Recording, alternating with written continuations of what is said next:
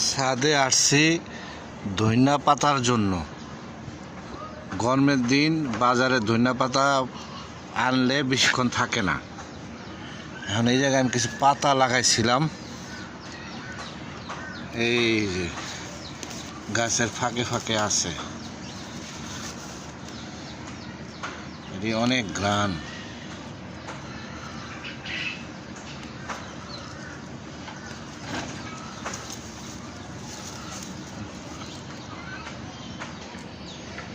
এই যে নিলাম পাতা,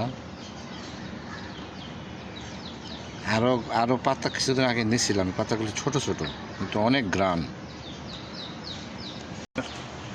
আর একটা টপে বাজার থেকে কিনে নিয়ে আসছিলাম পাতা, এই পাতা গোড়াগুলি রাখেছিলাম। মাশাআল্লাহ, ঠেকা কামের কাম লাগে।